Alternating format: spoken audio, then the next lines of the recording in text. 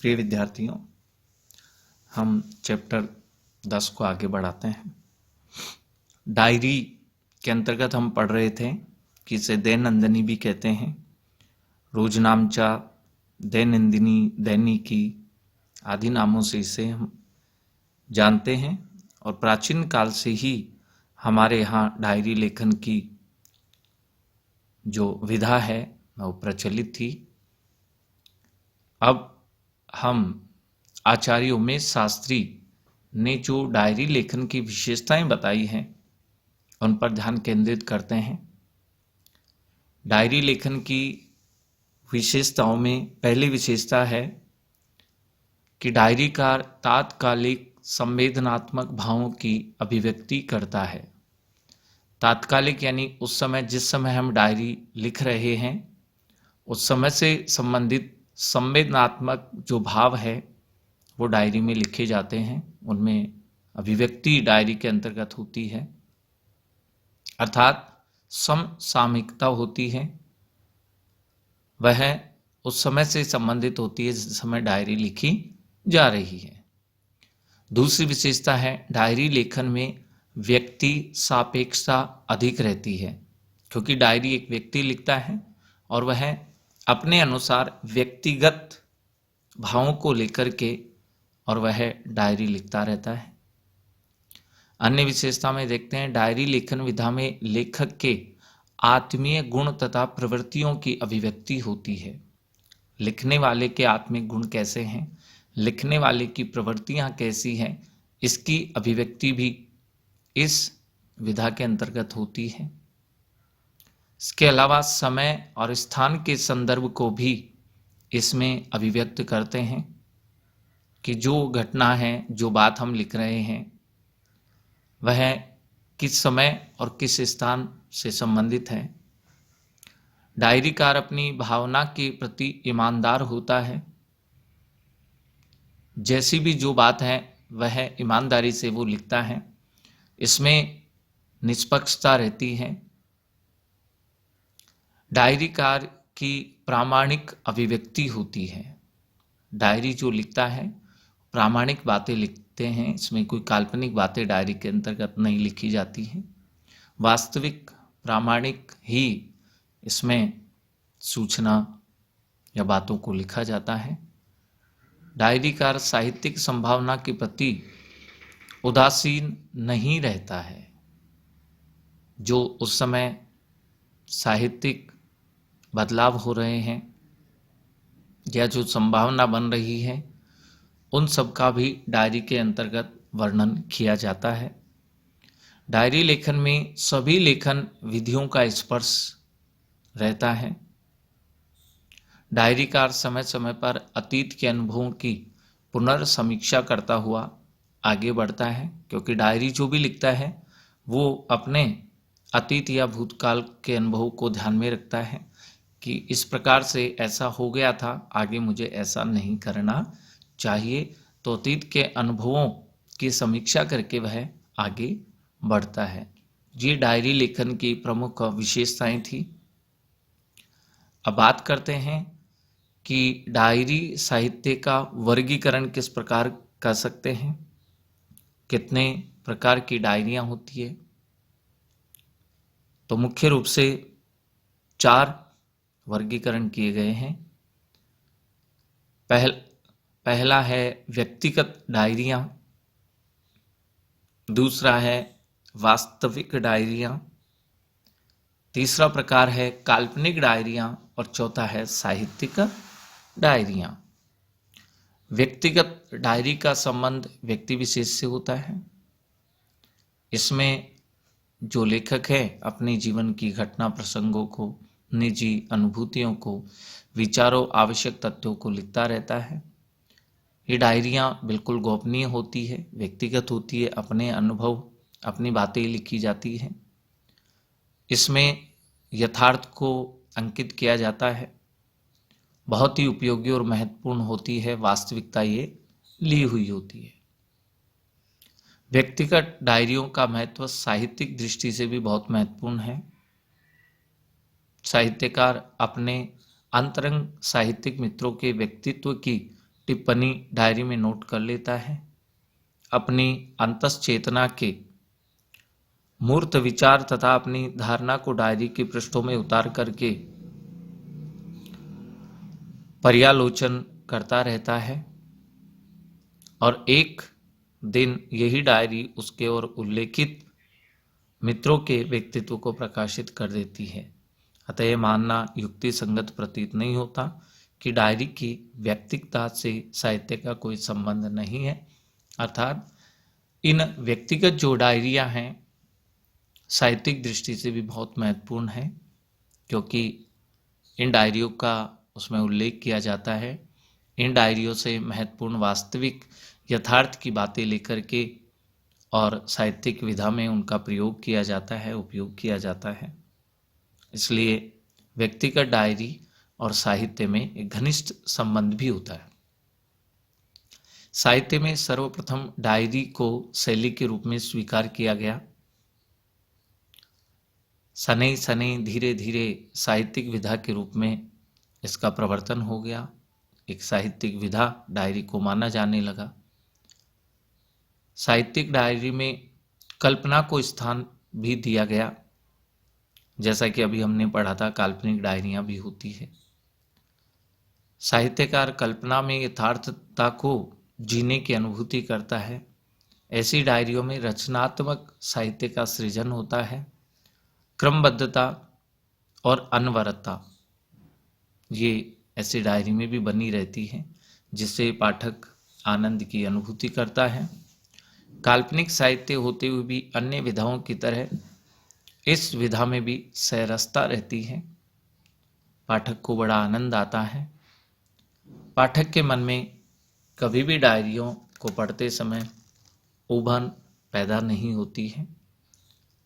Diary लेखन में कहीं एकालाप, कल्पित पात्र से बातचीत, कहीं विचार मंथन की गहनतम स्थितियों में प्रवेश, तो कहीं संसार में उपेक्षित होने या अपेक्षा करने की वृत्तियों का उदय, कहीं आंतरिक गुण दोषों की अभिव्यक्ति आदि विशेषताएं इस विधा को महत्वपूर्ण बना देती है। सारी चीज़ें इसमें होती है। डायरी लेखन का प्रत्येक पृष्ठ पठनीय होता है, क्योंकि प्रत्येक पृष्ठ एक उद्देश्य की सार्थकता को सिद्ध करता है। उद्देश्य पर कोई ना कोई बात प्रत्येक पृष्ठ पर होती ही है।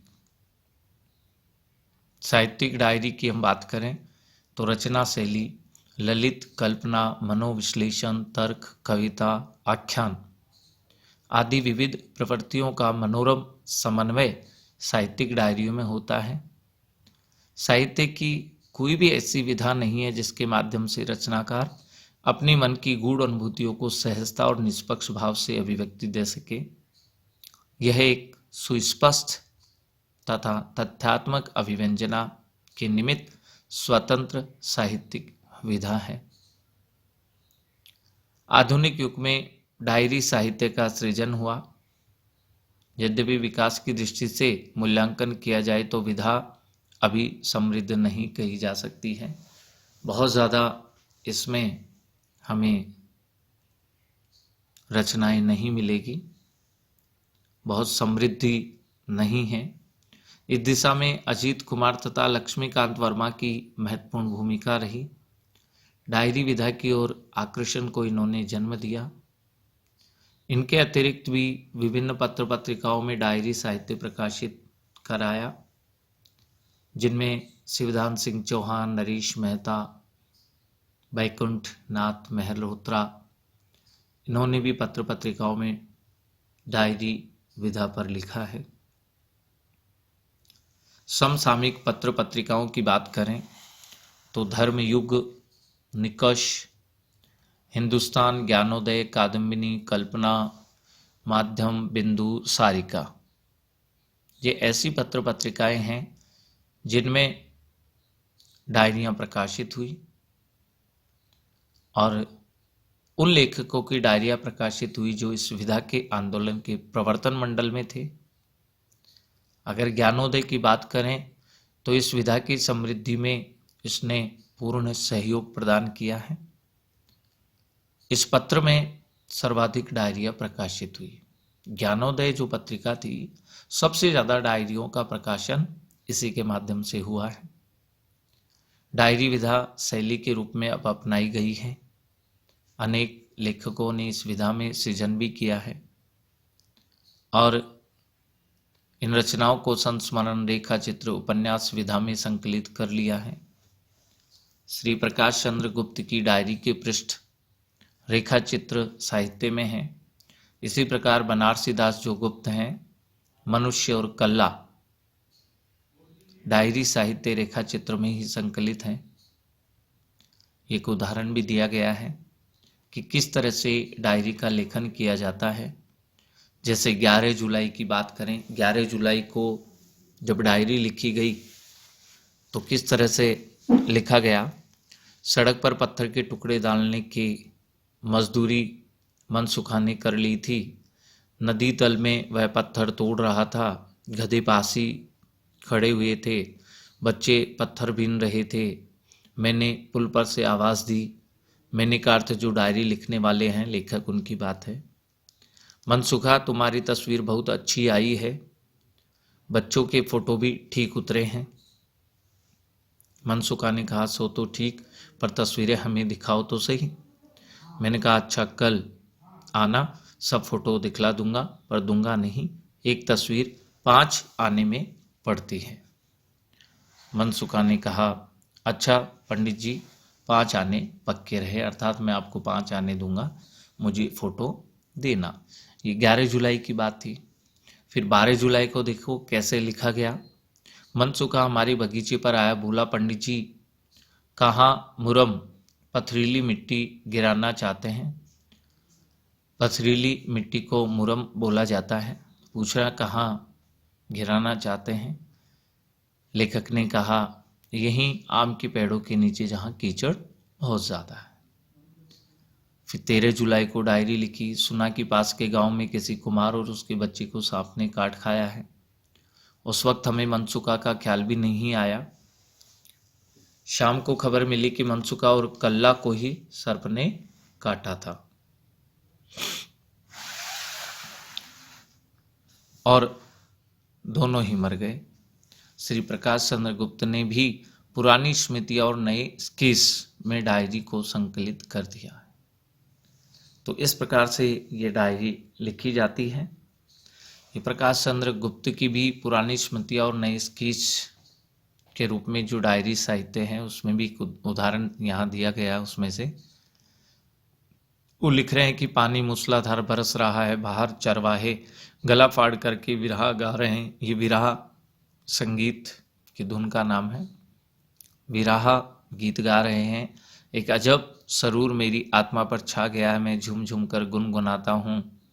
एकाकिनी बरसात, मेरे मकान के बाहर ताल में बटु समुदाय वेद पाठ करता है। छोटे छोटे जो बटुक हैं वे मिलकर के वेद पाठ कर रहे हैं। जेठ की विकट गर्मी, वह आषाढ़ का पक जामुन के रंग सापाग और सावन भादों की ये शीतल कमल के पंखुड़ियों से रिमझिम और घन की चोट से मूसलाधार वर्षात। किस तरह से इस डायरी में इस बारिश का वर्णन किया गया है। श्री दूधनाथ सिंह की डायरी साहित्य बर्फ के टुकड़े ज्ञानोदय पत्रिका के जनवरी 1965 अंक में प्रकाशित हुआ था। इस पत्रिका में प्रकाशित हरिशंकर परसाई का हम, वे और भीड़, डॉक्टर विश्वनाथ प्रसाद तिवारी का डायरी के 5 पृष्ठ प्रकाशित हुए। इसी प्रकार से प्रभाकर माचवे का पश्चिम में बैठकर पूर्व की डायरी, ये एक प्रयोगात्मक डायरी रचना है। वास्तव में हिंदी साहित्य की हम बात करें तो डायरी विधा में ज़्यादा लिखा नहीं गया है, किंतु फिर भी जो उपलब्ध डायरी साहित्य हैं, आत्मपरकता, दार्शनिकता, व्यंग्यात्मक तीव्रता का इसमें सुंदर प्रयोग हुआ है। कहानी, उपन्यास, रेखा चित्रों में इस विधा का प्रयोग बहुलता से हुआ है। बहुत ज़्यादा कहानी, उपन्यास, रेखा चित्रों में डायरी की बातों को स्थान मिला है। इस विधा का प्रयोग किया गया है। अब है संदर्भ ग्रंथ की महत्ता। नाम से पता चल रहा है कि जहाँ से हमें समाचार, कथा, जहाँ से हमें मुद्दों की जानकारी मिलती है वो संदर्भ ग्रंथ कहलाता है। वास्तव में अगर संदर्भ ग्रंथ ही नहीं हो तो हमें काफ़ी दिक्कत किसी भी विधा को तैयार करने के लिए होगी। इसलिए वास्तव में हमें किसी भी विधा पर आगे बढ़ने के लिए संदर्भ ग्रंथ की आवश्यकता होती है। समाचार माध्यमों में कार्य करते समय किसी घटना के लिए पुराने संदर्भों की आवश्यकता होती है। ये कार्य समाचार पत्र कार्यालयों तथा इलेक्ट्रॉनिक मीडिया संस्थाओं में पुस्तकालय अथवा तकनीकी भाषा में संदर्भ संग्रहण कक्ष होता ही होता है। किसी भी हम अगर समाचार पत्र के कार्यालय में जाएं तो वहाँ एक संदर्भ ग्रंथ या पुस्तकालय के लिए एक विशेष कक्ष होगा ही होगा, जहाँ पर सभी घटनाओं और विभिन्न मुद्दों से संबंधित समाचारों और कथाओं को अलग अलग करके एक दस्तावेज के रूप में सहेज करके संभाल करके रख लिया जाता है।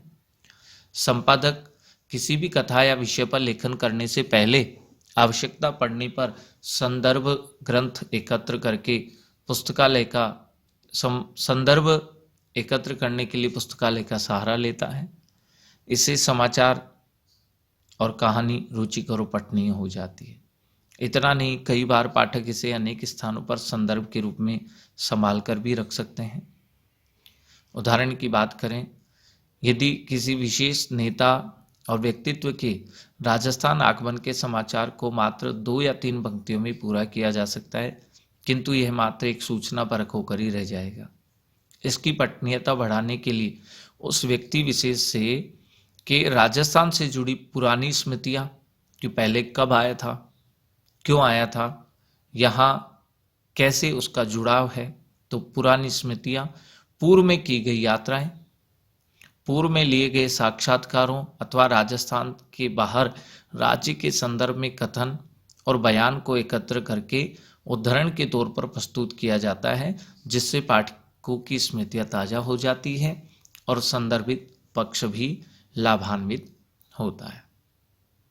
इसी प्रकार मान लीजिए कि हम मौसम की खबरों में शहर का तापमान अगर वर्णन करें, बता रहे हैं कि सर्वाधिक तापमान और न्यून तापमान क्या है, उस दिन संपादक विगत 10 वर्षों में रहे तापमान का लेखा जोखा भी एकत्र करता है और उसे मौसम विज्ञानी के कथन के साथ प्रस्तुत करता है, ताकि पाठकों को तापमान में हुए परिवर्तन और उत्तरोत्तर वृद्धि या कमी के कारणों का स्वतः ज्ञान हो जाता है। मान लीजिए सर्दी का समय है और तापमान माइनस में जा रहा है या बहुत कम हो गया है, तो पिछला संदर्भ ग्रंथ से ही जानकारी रखी जाती है कि दिसंबर में ये तापमान पहले इतने सालों पहले कभी नहीं रहा, ये रिकॉर्ड स्तर पर दर्ज हो गया है, इससे कम तापमान कभी नहीं रहा, और यदि रहा है तो इस सन में ये इससे भी कम तापमान रहा था। तो इस तरह की जानकारी संदर्भ ग्रंथ से ही मिलती है। इन्हीं संदर्भ को जोड़कर के शीर्षक देने की आवश्यकता हो तो इस तरह प्रस्तुत किया जाता है, गर्मी ने विगत 50 वर्षों का रिकॉर्ड तोड़ा। इतनी ज़्यादा गर्मी के दिनों में पड़ी और ये 50 वर्षों का रिकॉर्ड तोड़ने की बात अगर लिखी है तो इसका अर्थ यही हुआ कि पिछली गर्मियों में 50 वर्षों में इतना अधिक तापमान कभी भी नहीं हुआ। ये भी संदर्भ ग्रंथ से ही जानकारी जुटाई जाती है। इसलिए विश्वसनीयता को बनाने के लिए, स्मृतियों को ताज़ा करने के लिए, संदर्भ को जोड़कर प्रस्तुत करने के लिए और पाठकों की रुचि बढ़ाने के लिए ये संदर्भ ग्रंथ बड़ा महत्वपूर्ण होता है।